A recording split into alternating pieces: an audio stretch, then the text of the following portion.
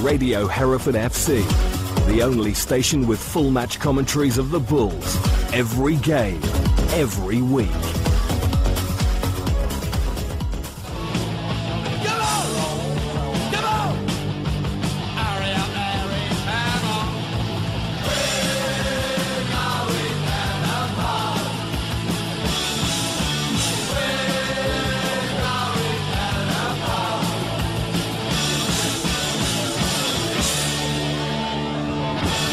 Well, hello and welcome again to We're Going Down the Pub. Myself and Simon Wright are here to discuss an all-ticket game. Oh, indeed. On Boxing Day. Darkest Wales. It could be dark for Merthyr, couldn't it? It's Merthyr, it's all-ticket, it's a 1 p.m. kick-off on Boxing Day. Yeah. And interesting. Information given to us by Steve Sant, thank you, Steve, and our own Radio Hereford FC's own Joni Roberts, who was sent out on a mission of before the trouble started, by the way. It makes it sound as if she's part of the Irish problem, doesn't it, really? We sent her there before the troubles. Yeah, well, look, everything was fine before Joni went. Look at the state they're in now. Oh, absolutely. So, yeah, I'm sure she's not responsible for all of those problems. No, probably not. Okay. Yeah, when people say that, you're not responsible for everything that's happened. They really mean you're probably responsible for some of it. Right. You know? So the way people say things like that can be very confusing and often. Joni won't talk to us anymore, but just to explain, Steve Sant is a Merthyr and an Albion supporter, hence the he's a Merthyr supporter. He's not a Hereford supporter then? No. No, Merthyr and Albion, which is an interesting combination. His dad was Welsh. Lives in South Wales. Yeah. He's got... okay, it's a real death wish, that, isn't it, really? Albion and Merthyr. Oh, watch out, Gavin. Watch out, Gavin. Police will be after your job. Right, okay. Okay, I mean, do you think it was only 30 months ago, 2.5 years ago, Merthyr hosted us in a pre-season friendly. We were, we'd played a few friendlies, and we're just a scratch team. Pretty much green as the 3G pitch. We just a bunch of rookies up against what was, we thought, very impressive setup, very established club, Step 4 champions no less, managed by a certain Steve Jenkins, captained by a certain Ryan Greener. Wow, these are the standards we aspired to at some stage in our distant future then, And one of the most bizarre thing was our kit was their kit. Was identical, right? And it felt really confusing. Unfortunately, my wife got very confused and was taking pictures of people in white shirts for the first 10 minutes before I pointed out. Fortunately, they didn't both play in the same kit that day. They didn't. But that would have been very confusing. Yeah, we just got used to people in white shirts, and then that was the opposition. But we got a Desmond, as in 2-2 that day. Right. Because Merthyr, I think, frankly, we're taking things rather easy, I've just got that. We got a Desmond. Yeah. That's a 2-2. Oh, excellent. Never mind. Right. But hey... Because Merthyr were taking things easy. Yeah, that's right. I don't think they're going to run us over. How much has changed, though, in that time? Because now we'll be disappointed with a 2-2, I would have thought. Yeah? We want a full dress, don't we? But, we do. Yeah, but there you go. I mean, it just goes without saying we've not... I think we want some +4s for this one. Oh. It would be quite nice, wouldn't it? I don't know what to say to that, mate. Right. Okay, I mean, we've caught up and left Merthyr trailing in our wake, to be honest. We've got to the stage now where the Welsh club are depending on us to keep them alive, which is kind of weird. Ticket revenue, massively, of course, they need it badly. Yeah. And of course, all those kind people donated directly to save the Merthyr Fund, But I think the point there, perhaps, is we've grown up as football supporters.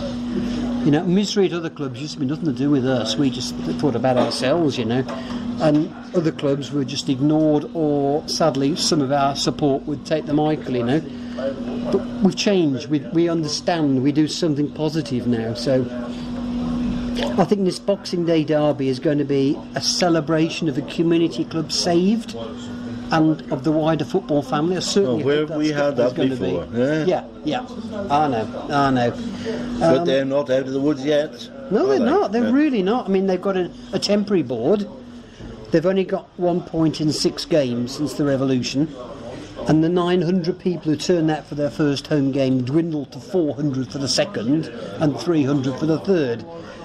There's still an awful lot of unanswered questions. Okay, it's questions for them to answer, but you know, how big is their debt? How could it possibly happen again to a club who've got such a checkered history going down the pan? You know, yeah.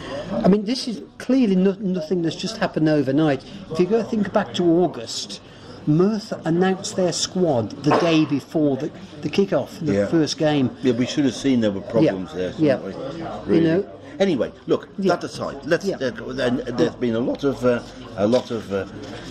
We're not going to add any more to that debate. There's a lot of that debate going on. You'll find out about it. I'm sure most of you know about everything that's gone on. Anyway, indeed. We had a very interesting conversation when we were up at for the Fleetwood game. We did a Friday night show from which you heard, I think, with the Blackpool Supporters Trust, and actually somebody sent in a very good question about Merthyr that night. And of course, it's really interesting actually that although Blackpool Supporters Trust are boycotting their club and whatever, they couldn't believe that clubs can get into that sort of problem. But then on the other hand, Blackpool's still quite a big club, potentially obviously a championship club. They've just got a lot of problems, and we were talking afterwards to Christine Seddon there. She couldn't believe that there are clubs who get themselves in to problems of their own making. Our problems were of somebody else's making. That's right. In a way, an owner selling to other owners who were basically criminals who were out there to the problems with Blackpool are to do with ownership and mismanagement and creaming profits off to their own accounts. That in a way that's fine, but how a supporter club got themselves in a mess again. She couldn't believe. She said, how could this happen? We tried to explain to her, and she said, well, that's not possible unless somebody has to be to blame. Of course. And a whole board resign. You've got to say, well, maybe the last board were not managing the club. Well, you do wonder. Anyway, we're going to draw a line to that. Let's have a look. Anyway, the big change you're going to notice for anybody who was there 30 months ago is there's a whopping great new stand there that wasn't there before. And that cost £3 million. Oh, well, there you go. Well, it's covered by various grants and loans. They think loans. That could be part of the problem, you know. Yeah. It's understandably as something of that size, it completely dominates what is a very old ground. You know, I remember Pennydarren Park in the old days. I used to go there. Oh gosh. I'm looking at 60, 70. No, I just went with somebody to see a game there.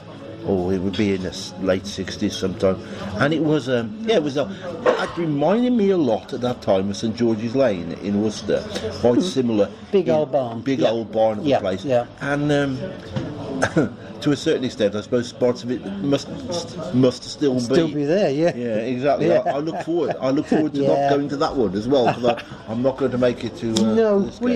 But you've got this new stand dominating the thing. It's got external camouflage trying to make it blend in, which doesn't. How do you make a ground blend in? Top of the hill, I know. I mean, has it got a big wheel on the top or something to make it look like a mining shaft? It's got a stripy back, but there you go. Has it got spoil tip rammed up against it? To make it blend in. Miners' helmets, all the cliches, and a lot of rain as well. But I'd like to know how do they camouflage it to blend in? It doesn't blend at all. But what they do have, 700 modern seats, 4 hospitality boxes, a function room and additional changing rooms. Right. Now they need the changing rooms because they hire the pitch out every day, pretty much. So why aren't they making money on it? Well, exactly. Right. Anybody can hire the pitch and the changing rooms for £75 an hour. That's too cheap. That's less than Slough charge, or Slough Council charge. But that means you could run a midweek football team for what? You only want it for 2. You want it for 2 hours. Don't you get about 2 or 3 hours for 150 quid a game? You could run a midweek team from there, couldn't you? Yep. There's all sorts of competitions going on that pitch. Yeah. But I mean, I do understand from various Merthyr people that apparently no money has been put aside to replace the pitch. which, if that's correct, is an absolutely fatal short-term error because No, like they're not cheap. Coalfield, yeah. Exactly. No, they're not. Okay, They could always replace it with grass. Yes, I'm sure some people are very thrilled, but all the community groups who use it probably I'm wouldn't smiling be. now, folks. I'm Manically, smiling. yeah. Tables cracking under the strain, but there you go. As we know, really, Merthyr are having segregation for our fixture. Really? They're Right. not used to segregation. I'm told they've not had segregation for 10 years, which... When you're getting 300, Eddie said, well, 2 over there and 2 over there. Yeah. We're getting the open terraces, which is called the theatre end, Yeah. plus seats in the new stand. Okay, Right. Price is standard really. Adults £10, concessions £8, token quid for kids. Okay, we're getting one of those infamous temporary bars. Oh dear, and portaloos. Oh dear. And apparently we're promised random searches. That's going to cheer us up no end on Boxing Day, isn't it? Okay, lovely. Now, at the moment, Merthyr, this is slightly alarming, they're trying to recruit volunteer stewards. That's rather worrying. Most clubs decide to have ours. Yes, But yeah. our stewards know our They know facts. what to do. Yeah. Quite often we Yeah. see ours there. Yeah, so that's ominous. And they also want volunteers to sell programmes, organise the car park and sell 50-50 tickets. Right, now So what there you about go. parking? Parking, oh, yeah, pretty much hopeless, frankly. I mean, there is some parking around the ground, but my understanding is it's basically pre-sold to home supporters. Well, that's 4 places taken. Yeah. So that one probably isn't going to happen. Right, okay. And people who went last time will remember that the ground is up a long, I remember steep, that from narrow 40 lane. years ago, Yeah, mate. It's always yeah. been the same. Yeah, so that exactly doesn't lend itself to parking, and there'll probably be restrictions anyway. Now, what our Merthyr baggy Steve recommends is to park in the town centre and walk up. Oh, bring your crampons, everybody. Yeah, up is the operative It word, is I'm afraid. very but, steep. Yeah.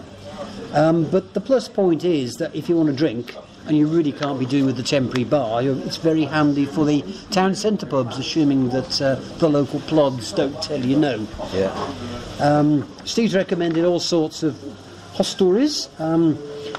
If coach travellers don't want to go into town, you can suggest the Granwyn Arms, that's Grawen, that's at the other end of Brecon Road. Hasn't got real ale, but apparently it's sound enough. Right. So there you go. Likewise, if you've got no taste and you like lager, and you're going by train, you can try the, goodness me, Ballai Glass, is that how I pronounce it? Glass. In Twin Rodin Road. This is getting worse. Twyrodin. Twyrodin, thank you. Twyrodin. Twyrodin, okay. The ground's a mere 35 minutes walk, so really get a taxi if you can, okay. Right.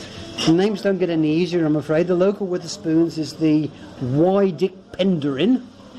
That'll be E. Dick Penderin in High Street. Reasonable? It's a Spoons and it's only 10 minutes walk. Okay. Yeah. And if you want food, then the Spoons is probably going to be a sensible place to yes, be. it's a 1 o'clock. Of course, they will be serving from 8:30 in the morning. Of course they will, yeah, So, and probably get afterwards your as well, breakfast, yeah. There's a very impressive range of ciders. Mm-hmm. And the next pub I can pronounce, the Winchester Arms. Well, that difficult, wasn't it? Winchester, yeah. It's a spit and sawdust place apparently, but if you like Rimney beers, Rumney beer. yeah, Oh, gosh, that takes you back. yeah. So Right. if you like that, that's the place to go. Okay. Now the Luxury is only 44 miles from the Shire. I mean, how good is that? How rare is that? You know. That's it.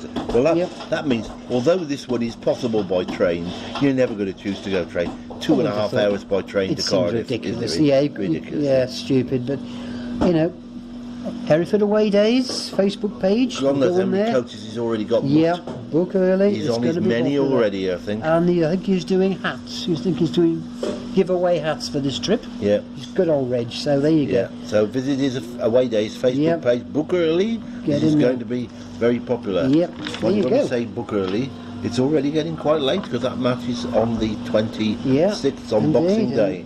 That's right. So there you go. And doesn't time fly with all these games? It does. But now some away ones at last to take some pressure off poor old Ben and our volunteers. More snow is due on Thursday night this week after the... that's quite but time, not much, isn't it? but not much. So let's see, Frank. I mean, by Boxing Day, we will play, 21 league games? Yeah, that's nearly half. Nearly half. And don't forget, I know, only 25 I know to go. some of the postponed ones are becoming Tuesday nights in January. They are. But if those...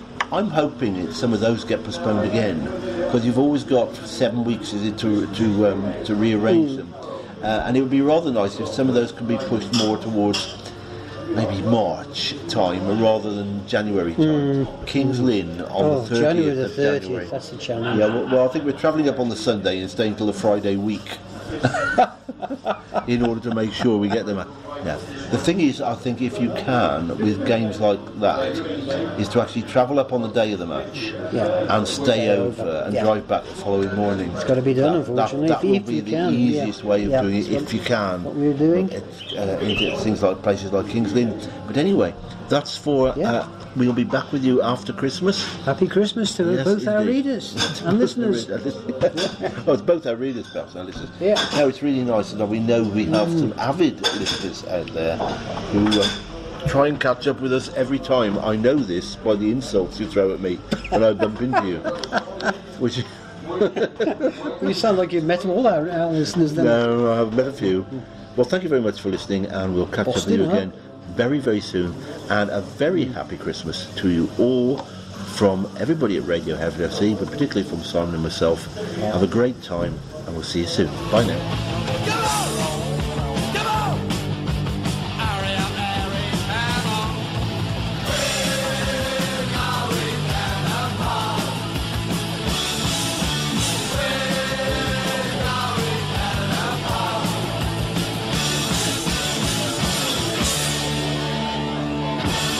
This is Radio Hereford FC, the home of the Bulls. Match Day Live.